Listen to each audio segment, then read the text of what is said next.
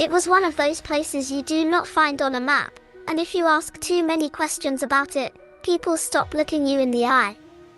The town of Hazard nestled along a curling river that once fed mills and turned wheels, but now only whispered to the stones and bones that lay beneath its shallow current. The bridge over that river, ancient and creaking, was as much a part of the town as the cold wind that never stopped blowing through the hollow.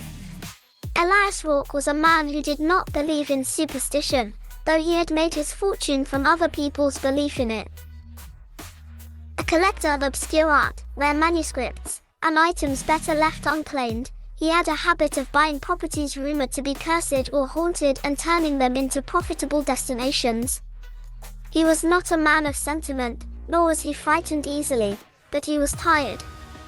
The cities had become too loud, the crowds too demanding, and the shadows of his own choices had begun to stretch long behind him.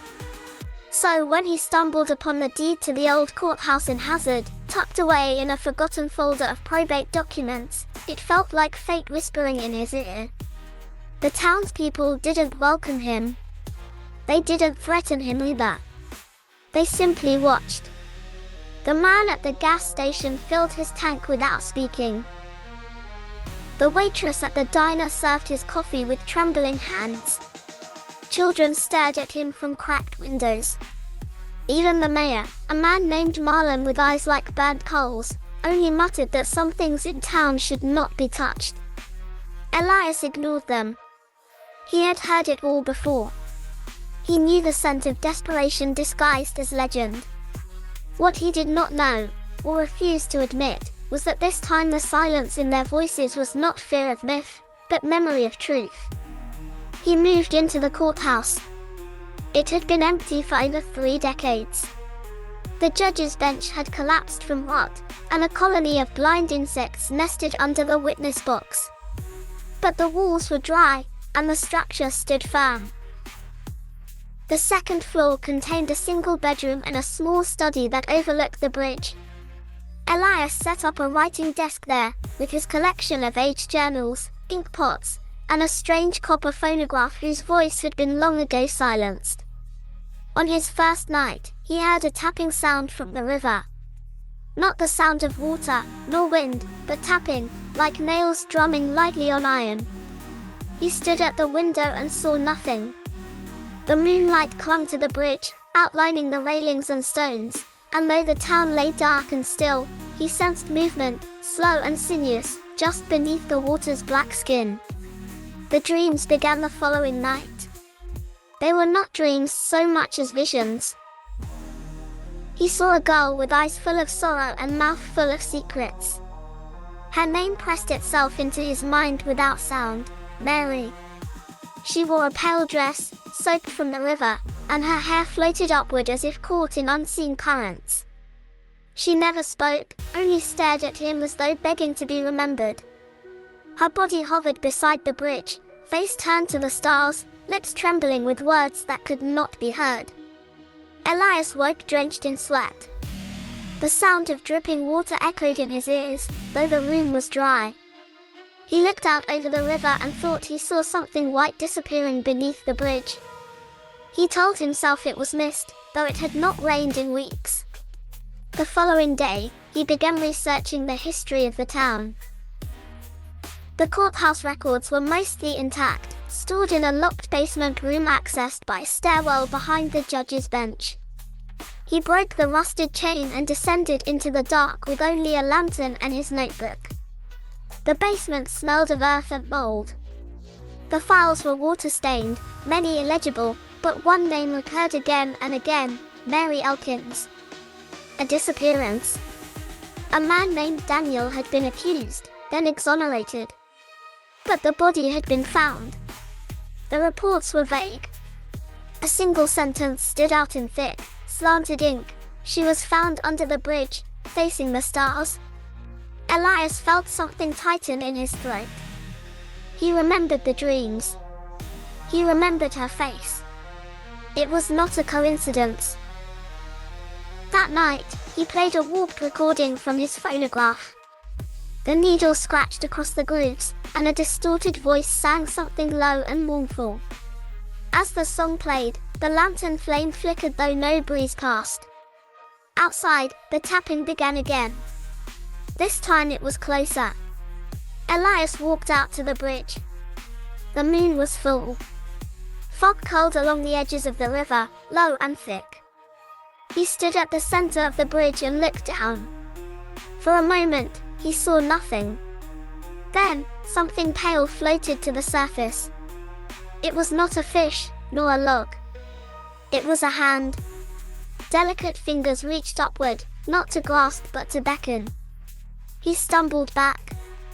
The tapping grew louder, now sounding like footsteps behind him. He turned, but the bridge was empty. Still, the air pressed against him, heavy with the weight of unsaid words. He returned to the courthouse, but the silence did not follow him. The air inside had changed. The walls felt damp, and the stairs creaked even when he stood still.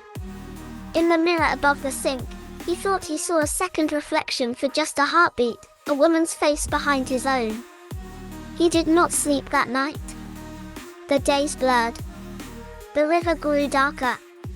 People stopped walking past the courthouse. Mail stopped arriving. Lights in town seemed dimmer. Elias found himself staring for hours at the bridge, watching the water move without current. He read more of the old reports. Daniel, the man accused of Mary's death, had vanished. The last anyone saw of him, he was walking toward the river, speaking to someone who was not there. His shoes were found on the bridge. Nothing else. One night, Elias awoke to find the door to the study wide open. The phonograph was spinning though he had not wound it. The same song played, slower this time, stretched and warped until it no longer resembled music. It sounded like weeping, long and buried. He walked to the window. She stood on the bridge. Mary. Her skin was blue with cold, and her hair clung to her face. Her mouth moved. This time, he heard her. You were supposed to come with me.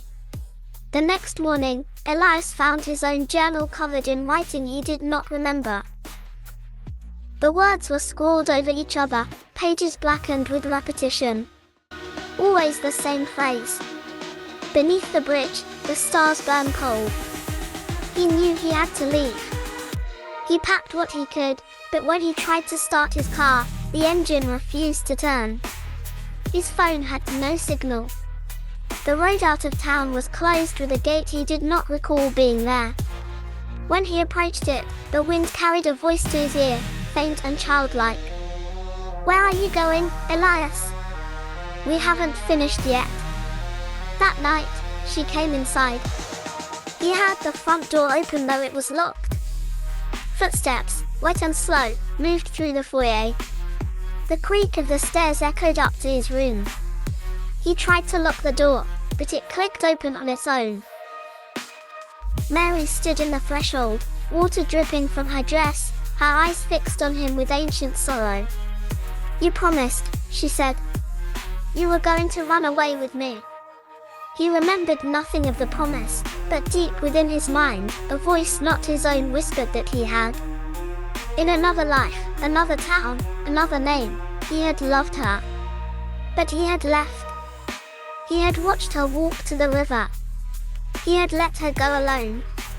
Now, she had come back. The next morning, the town awoke to silence. The courthouse door stood open.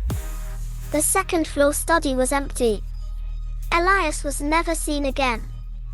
But the bridge remembers. Children say that if you walk across it at midnight, you can hear two voices whispering beneath the stones. One male, full of regret. One female, full of longing. Sometimes, a figure can be seen standing on the far side, waiting. Never moving. Watching the river. They say the water is no longer safe. Animals refuse to drink from it. No fish swim there. And sometimes, when the wind is just right, you can hear a song playing from the ruins of the courthouse. The voice is warped, but if you listen carefully, You can make out the words. Beneath the bridge, the stars burn cold. Come with me. Come home. No one stays long in Hazard anymore.